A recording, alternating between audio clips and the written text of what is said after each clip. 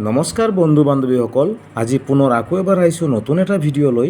ভিডিঅ'টো চাই ভাল পালে লাইক, কমেণ্ট আৰু শ্বেয়াৰ কৰিব আৰু চেনেলটো ছাবস্ক্ৰাইব কৰিব, যাতে মোৰ সকলোবোৰ ভিডিঅ' আপোনালোকে পাই থাকে। তো গতিকে আহক আমি দেৰি নকৰি মূল বিষয়বস্তুলৈ আগবাঢ়োঁ। আজি মূল বিষয়বস্তুটো হৈছে কাইণ্ডছ অফ চেণ্টেন্স, চেণ্টেন্সৰ প্ৰকাৰ। উদ্দেশ্য অনুসৰি চেণ্টেন্সক 5টা ভাগত ভাগ কৰিব পাৰি। Number 1 assertive sentence, number 2 interrogative sentence, number 3 imperative sentence, number 4 objective sentence, number 5 exclamatory sentence. Assertive sentence বুলিলে কি বুজোঁ আহক আমি জানি লওঁ। যি চেণ্টেন্সে কৈছে যে কোনো এটা ঘটনাৰ বৰ্ণনা দিয়ে, তেনেধৰণৰ চেণ্টেন্সক আমি এছাৰ্টিভ চেণ্টেন্স বুলি কওঁ। যেনে the cow gives us milk, গৰুৱে আমাক গাখীৰ দিয়ে। He is a good man, তেওঁ এজন ভাল মানুহ। বুজি পাইছানে? নাম্বাৰ 2 ইণ্টাৰগেটিভ চেণ্টেন্স, যি চেণ্টেন্সে প্ৰশ্ন কৰে, মানে যি চেণ্টেন্সে প্ৰশ্ন কৰে, প্ৰশ্ন সোধে, তেনেধৰণৰ বাক্যক আমি সদায় ইণ্টাৰগেটিভ চেণ্টেন্স বুলি কওঁ। আৰু ইণ্টাৰগেটিভ চেণ্টেন্সক সদায় লাষ্টত প্ৰশ্নবোধক চিহ্ন হয়, এইটো মনত ৰাখিবা। ইণ্টাৰগেটিভ চেণ্টেন্স তেতিয়াই হয় যেতিয়া নেকি হেল্পিং ভাৰ্ববোৰ ছাবজেক্টৰ আগত বহে, তেতিয়াই আমি সেই চেণ্টেন্সৰ অৱশেষত লাষ্টত সদায় প্ৰশ্নবোধক চিন ব্যৱহাৰ কৰিব লাগিব বা লাগে। আৰু যদি চেণ্টেন্সটো ডব্লিউ আৰু এইচেৰে আৰম্ভ হয়, যেনেকৈ হাউ, হোৱাট, হোৱেন, হোৱেৰ, হোৱাই, তেনেধৰণৰ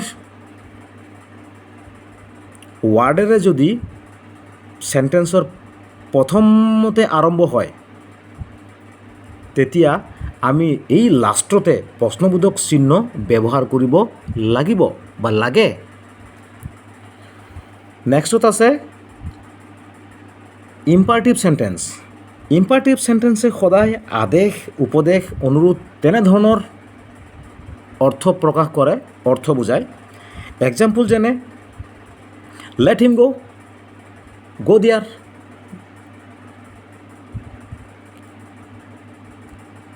কেতিয়াবা কেতিয়াবা ইউটো উজ্জ্ব থাকে ইম্পাৰেটিভ চেণ্টেন্সত, আৰু কেতিয়াবা লেট ষ্টেটমেণ্টেৰে চেণ্টেন্সটো আৰম্ভ হয়। যেনে গো দিয়াৰ, তালৈ যোৱা বা তাত যোৱা, ইয়াতে ইউটো উজ্জ্ব আছে। যেনে লেট হিম গো, তেওঁক যাবলৈ দিয়া, তেওঁক কোনো এটা ঠাইত যাবলৈ বিচাৰি আছে, তেওঁক যাবলৈ দিয়া। তেনেধৰণৰ কৈছে চেণ্টেন্সক আমি সদায় ইম্পাৰেটিভ চেণ্টেন্স বুলি কওঁ। আৰু ইম্পাৰেটিভ চেণ্টেন্সৰ শেষত কৈছে ফুল ষ্টপ ব্যৱহাৰ কৰা হয়, এইটো মনত ৰাখিবা। নেক্সটত আছে অপটেটিভ চেণ্টেন্স।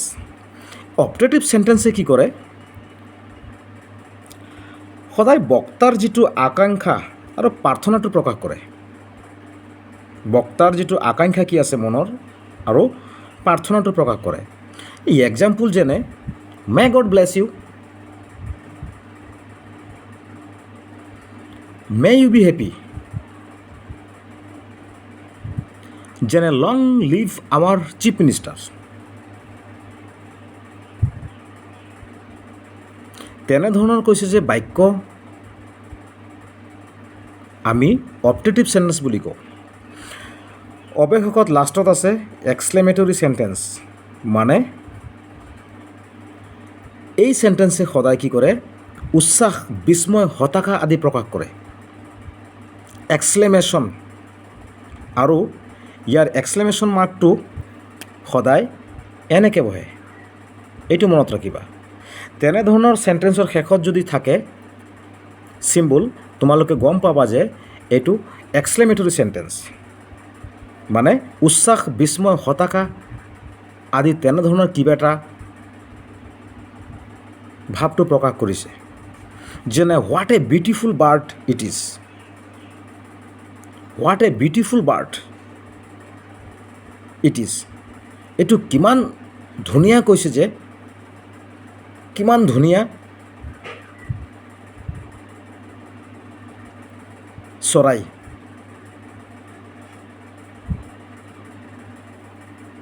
তেনেধৰণৰ বাক্যক আমি সদায়